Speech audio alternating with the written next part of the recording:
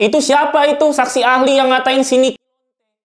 Hah? Lu maksud lu apa saksi ahli? Lu berpendidikan ngata-ngatain anak orang ya? Ya udah S1, S2, S3.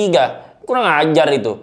Itu kronologinya di mana sih kejadian itu tadi? Jadi saya nggak lihat videonya, nggak ngecek-ngecek komen. Jadi tiba-tiba tadi si Niki itu bilang, Pak, saksi ahli harus ditelusuri dulu apakah pantas atau tidak pendidikannya apa. Soalnya kemarin saya ngecek katanya ada saksi ahli yang mengaku S1, S2, S3, bla bla bla. Ternyata dia ngatain. Nah, ngatainnya itu di mana? Saya nggak tahu. Apakah di komen? Apakah dia bikin video? Nggak worth it loh. Kalau tadi anak berandalan masih oke lah. Ini kan lu saksi ahli cuy. Ada-ada aja lu. Lu jangan ngatain nih kita. Lu nggak setuju gue. Sini gue katain gue. Baru lu gue katain balik. Lu debat sama Nikita aja ngangong. Apalagi lu deket sama gue. Gue bikin ngangong. Gue kalau debat lebih jahat lagi loh mulut daripada Nikita loh. Nikita tuh belum ada apa-apa. Masih cewek. Masih ada sopan santun. Kalau gue udah nggak bisa gue batasin lagi. Nggak boleh begitu ya. Itu bikin image orang kuliahan jelek aja tuh, barangan lu. Terus sidang hari ini gimana Kak Satria tadi melihatnya? Ya tadi itu saksi ahli forensik membuktikan chatting-chattingan Nikita. Jadi Nikita pun kalau mau membantah susah. Kenapa? Karena ketika Nikita membaca itu udah ada chattingan semua dibongkar semua. Cuman tuh saksi ahlinya tadi malam tuh ngapain atau nggak dipersiapkan apa kayak lama banget gitu. Harusnya kan saksi ahli itu udah dari BAP berapa bulan lalu udah di folderin lah ya kan. Jangan di situ ngeraba folder lagi, open lagi, copy. Jadi kayak males-malesan gitu. Ya saksi ahli tadi itu dia membuktikan chattingan-chattingan sini kita antar Doktif, antar si Mail, antar sini kita, begitu. Jadi itu saling keterkaitan. Dan tadi sebelum saksi ahli forensik itu membuktikan apakah ini termasuk unsur pidana TPPU atau tidak. Dan ini semuanya saksi dari JPU, maka saksi tadi itu pasti pro-nya ke JPU. Kalau nanti saksinya pro ke Nikita, nanti kalau misalnya saksi dari Nikita minggu depan, 4 orang kayaknya. Itu bukan sekedar memberatkan lagi, itu membuktikan kalau Niki itu memang salah gitu. Nah, jadi tugas si penasihat hukum si Niki itu sekarang itu jangan fokus kepada overclaim lagi. Itu nanti bikin aja laporan sendiri. Bikin laporan sendiri. Kalau Nikinya mau repot ya kan, tapi kan puas gitu kan. Terus tadi Niki katanya ada itu dana kekayaannya dari mana ya.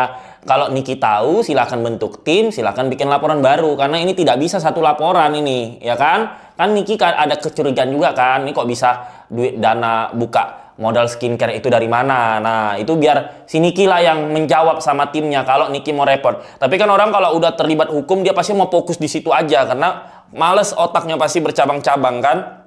Nah, jadi tadi membuktikan bahwa apabila pihak kedua memperoleh sebuah keuangan dari tindak kejahatan, tapi supaya disamarkan, tidak menggunakan rekening dia, dia minta pihak pertama langsung transfer atau ngasih uang ke pihak kedua, kemudian pihak kedua itu dari hasil kejahatan itu akan dibelikan sesuatu atau disamarkan atau menyembunyikan. Nah, menyembunyikan itu bisa membeli properti bisa, atau dicucikan membuka bisnis bisa. Nah, tadi ditanyakan apakah itu kalau misalnya ada kesepakatan sama Reja Gladys, apakah itu termasuk tindak kejahatan yang itu bisa terusut ke TPPU. Nah, sebenarnya gini, simple sebenarnya. Kalau Niki dulu dia nggak biasa kan Niki kan jeli. Kalau Niki dari awal itu dia bikin kontrak, udah aman tuh si Niki.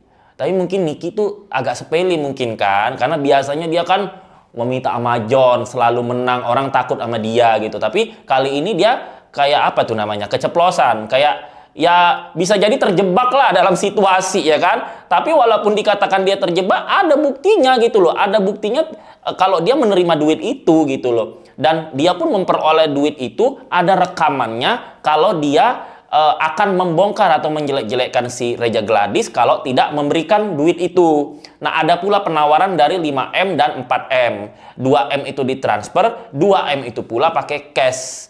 Nah, tapi tidak menyangkut pautkan si Niki. Jadi langsung ke Mail, langsung ke transfer ke developer ya gitu. Jadi itu termasuk tindak kejahatan di mana tadi si Niki bilang aku akan membongkar ini itu akan menjelek-jelekan ini kalau tidak dikasih duit, dan si Nikmir dan si Mail juga mengatakan ya kamu tahu kan kalau mau nutup mulut manusia itu pakai apa, ya pakai duit begitu. Nah ternyata itu tadi dari saksi ahli dan JPU itu termasuk tindak pidana pemerasan, kemudian pemerasannya itu kejahatan, kemudian pembeliannya yang dibayarkan ke KPR rumah itu tingkat pencucian uangnya. Jadi ternyata tingkat pencucian uang itu bukan hanya koruptor atau anggota DPR oknum ya, bukan hanya yang dari korupsi, segala tindak kejahatan, contoh dari perampokan, pemerasan, pencurian, apabila itu disamarkan, disembunyikan, membelikan properti,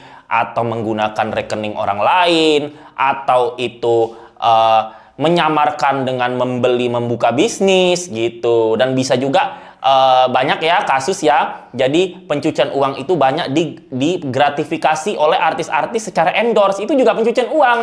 Nah, jadi nanti yang menerima endorse dari gratifikasi duit hasil korupsi dan tindak kejahatan itu akan dipanggil menjadi saksi, bisa naik status tersangka, yang memberikan juga bisa naik jadi status tersangka begitu. Nah, gua wonder nih, kan di sini itu Nah, ini nih makanya gua wonder nih. Kan di sini itu Reja Gladys yang menanyakan supaya Niki tutup mulut, "Kak, ini duitnya transfernya kemana?" Nah, apakah Reja Gladys juga termasuk orang yang menyetujui, mengakui atau melihat bahwa itu udah tahu itu tindak kejahatan gitu, tapi dia tetap memberikan uang itu? Nah, apakah Reja Gladys termasuk orang yang salah atau termasuk orang yang diperas? Nah, itu biar hakim yang menentukan nanti vonisnya begitu. Karena ada dua persepsi. Kalau persepsi gue, loh, Reja Gladys kan dia menyetujui, mengetahui kalau Niki itu akan membayarkan duit KPR itu. Berarti lu tahu dong kalau Niki itu melakukan pencucian uang, ya kan? Terus kenapa lu lakuin? Nah, tapi di sini ternyata Reja Gladys dinyatakan sebagai korban begitu, tidak termasuk sebagai orang yang ikut menyetujui kalau Niki melakukan pencucian uang tersebut. Nah, itu biar hakim yang menentukan ya, karena buktinya si Reja Gladys di sini pelapor, terdakwa gitu. Korban, Nikinya jadi terdakwa begitu. Nah, ada juga katanya asisten Mail, teman Mail atau temannya Niki, lupa saya namanya itu, katanya dia mengantarkan uang itu secara cash. Nah, apakah itu nanti bisa naik jadi tersangka atau tidak? Nah, biar penyidik sama si hakim yang menyimpulkan. Jadi di sini ini ada pro dan kontra. Kalau Niki dihina dengan kata lontong sayur, ya saya tidak setuju. Kalau itu adik kandung saya, langsung saya hajar itu orangnya, ya kan? Tapi kalau Niki terbukti menyembunyikan atau menyamarkan duit dari Reja Gladys ke pembayaran KPR, ya saya nggak bisa bilang enggak, karena buktinya sudah ada. Dan ada tadi chatannya, transferannya udah nyampe, bisa bayar KPR kan ya, 4M itu. Tapi sekarang yang dicari itu adalah 600 jutanya, karena dia membayarkan KPR itu 3,4M dari si Reja Gladys.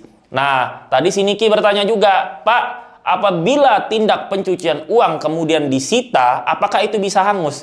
Ternyata yang dinilai bukan soal, misalnya saya menerima duit hasil kejahatan, terus saya cucikan, terus pas saya dipanggil, saya ambil duitnya, saya balikin duit itu ke pengadilan. Mungkin pengadilan mau membagi-bagikan ke pelapor, atau dibagikan ke masyarakat, saya nggak ngerti lah begitu. Nah, ternyata tidak bisa, walaupun sudah dikembalikan. Pantas koruptor-koruptor kalau udah disita asetnya itu termasuk penjara. Jadi yang dinilai hakim itu adalah kelakuan sebelumnya, bukan kelakuan setelah mengembalikan uang itu atau disita uang itu oleh negara begitu. Jadi ternyata unsur TPPU-nya di situ. Jadi TPPU itu di sini kita jadi belajar ya secara hukum, nalar dan logika bahwa TPPU itu bukan hanya koruptor. Ternyata orang yang melakukan kejahatan, perampokan, pencurian, pemerasan, apabila dia samarkan duit itu supaya tidak ketahuan kalau duit itu hasil dari kejahatan tersebut, itu termasuk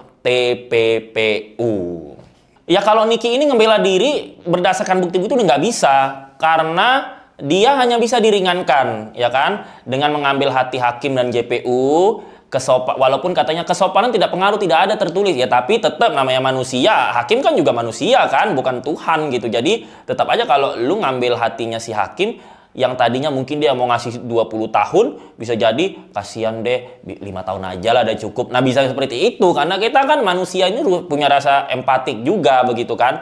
Dan hakim juga takut untuk mendiskriminasi si Nikita karena kan dia public figure Indonesia. Kalau si Nikita ini nanti didiskriminasi, maka akan ada demo, maka akan ada hujatan dari masyarakat, terus nanti ada perhatian dari publik gitu. Jadi makanya kalau udah viral gini agak susah sih ke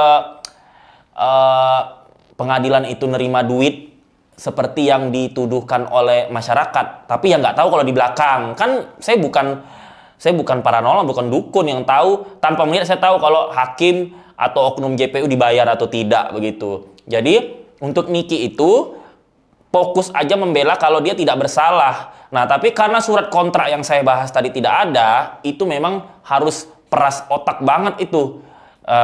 Kalau Niki mau membalas ya Niki punya bukti seperti yang dia pernah ungkapkan, ya cari tahu aja asal kekayaan Reja dari mana, apakah overclaim apa tidak, udah bikin laporan bentuk tim. Tapi memang repot begitu. Kalau terbukti ya Reja bisa diusut oleh hukum, tapi kalau tidak terbukti Reja bisa melaporkan balik Nikita dengan ancaman hukuman laporan palsu begitu. Jadi kalau dari saya, Niki bisa diringankan. Kalau dibebaskan udah tidak mungkin.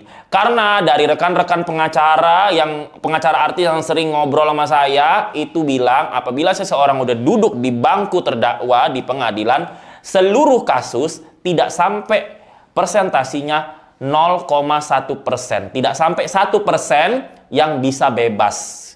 Itu pun dinyatakan tidak bersalah paling ya kasus-kasus pencemaran nama baik, kasus-kasus blunder penipuan, utang piutang, sama perbuatan tidak menyenangkan. Kasus-kasus ringan guys, kalau udah kasusnya kayak TPPU, pemerasan narkoba, itu akan susah untuk dinyatakan tidak bersalah begitu.